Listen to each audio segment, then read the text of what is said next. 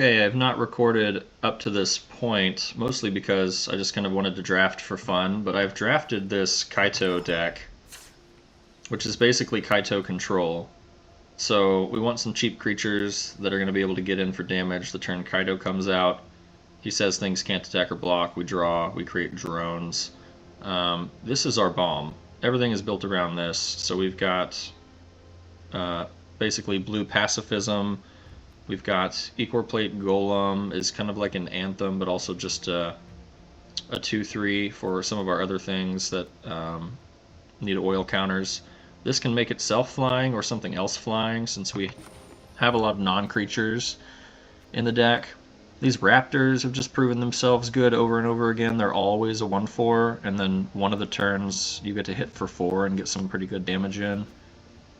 One of each of the spell bombs for our colors. A Scryer, a Death Toucher, and then something else that's a little bigger in the late game. And then of course this is like Icy Manipulator basically. And that's the whole deck. Steal their creatures, draw some cards, kill their creatures, tap their creatures down, and then we just win over a few turns with the creatures that we have in the deck. So I have gone 6-1 now, and I wanted to record and see if I could go 7-1. So let's see.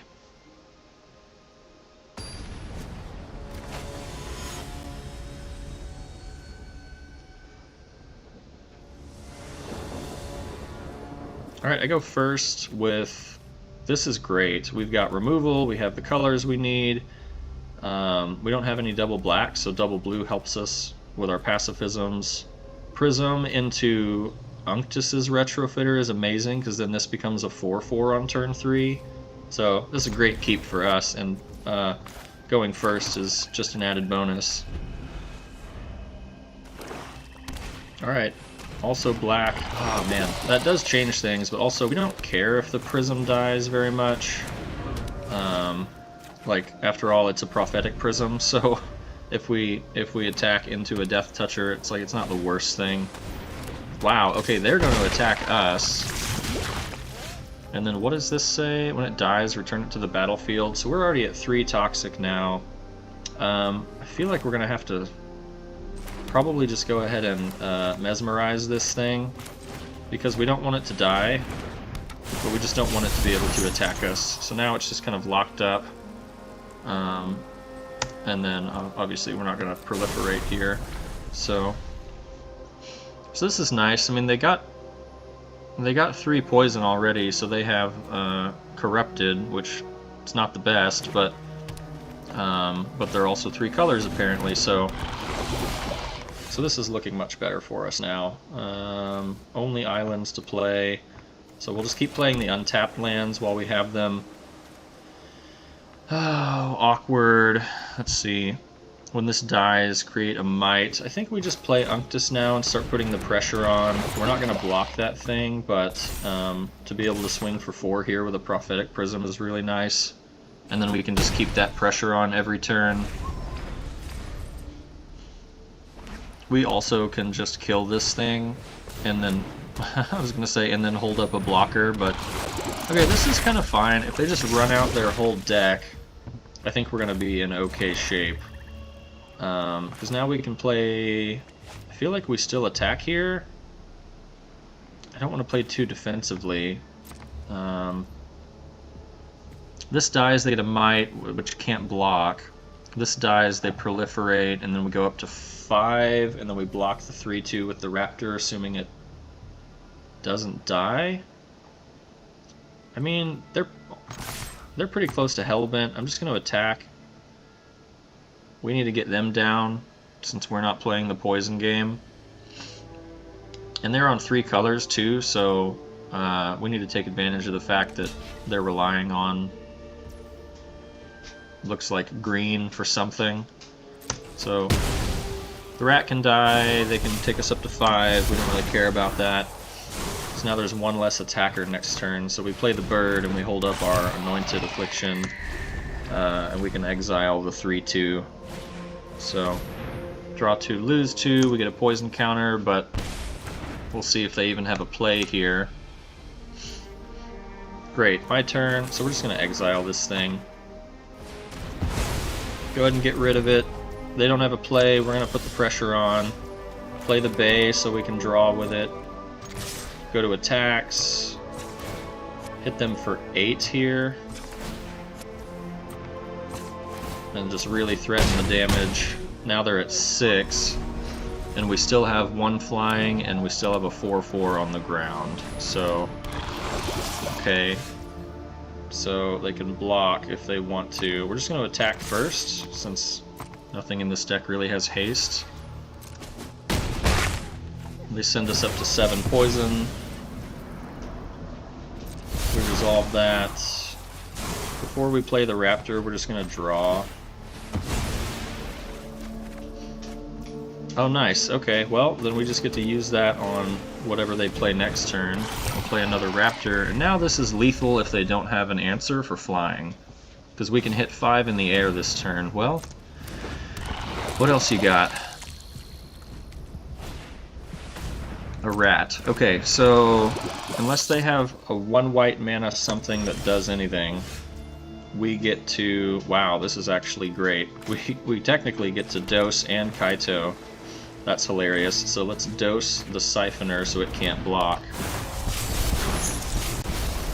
Yeah, there it is! So that's basically what this deck does. I mean, that was the first game that I played, or maybe even the second, where somebody really tried to get me with poison, but because it's just consistent with blockers, like, it's really hard for them to get me up to 10. I think I was at 7 or 8 last game too, but like by the time I get Kaito on the board, by the time I get a few of my creatures on, it's just really tough for people to deal with it. And of course we have 2 removals, and we have 2 of these blue pacifisms, these mesmerizing doses. So there it is. This is the first recording of me going 7 victories in a draft. So this was the March of the Machine quick draft. Alright, we're making history here. Loading wheel. Oh my god, what? Come on! You've got to be kidding me. Okay. Some cosmic humor. Oh gosh. Alright, well, let's see. It should still count the victory, I imagine.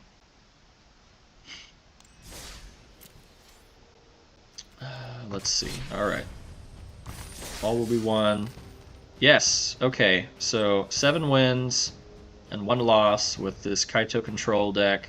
I actually have... This is so funny. Like, the first round of packs, I had Kaito. Pack 1, pick 1. Kaito. Like, I just slammed it. And then second pack, I got Kaya, and so for the first 4 or 5 games, I was running these 2 Terramorphics and 2 Planes, and just Kaya as like an end game bomb. That way I had something later on to play.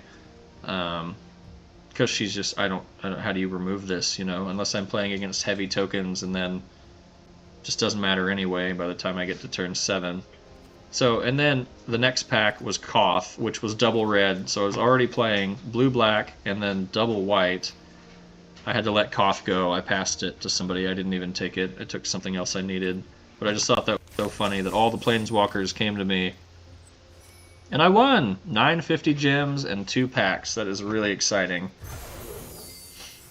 Awesome. I did buy in with gems here, so we basically won 200 gems for playing, so now I'm up to 1890. Next time I'll probably use the coins, that way I can keep upping my gem total, since you can only get gems from things like this. I'd rather use all the free coins or the free gold that I get from playing daily to trade for gems for other events. Alright, cool. So I don't do lots of drafts, I just do some. So, like this Quicksilver Fisher, it's the first time I've had this one. This little vehicle, it's the first time I've had that card. And I've seen a lot of these, but I haven't picked them in the drafts, even when I've done March of the Machine draft. So this one's technically new to my collection. Even this common is new. Glad we got the uncommon wild card, and we got 2 rares here. You can tell by the glow. It's the yellowish goldish glow for rare, and it's an orangey glow for the mythics. So you can already tell what rarity it is before you flip it. Okay. Equipment Cat and Copperline Gorge. I'll take that. I love all the lands, especially now that I'm playing the Brawl format. So, amazing! Got it recorded. Happy to share this with everybody. My first 7 and 1. First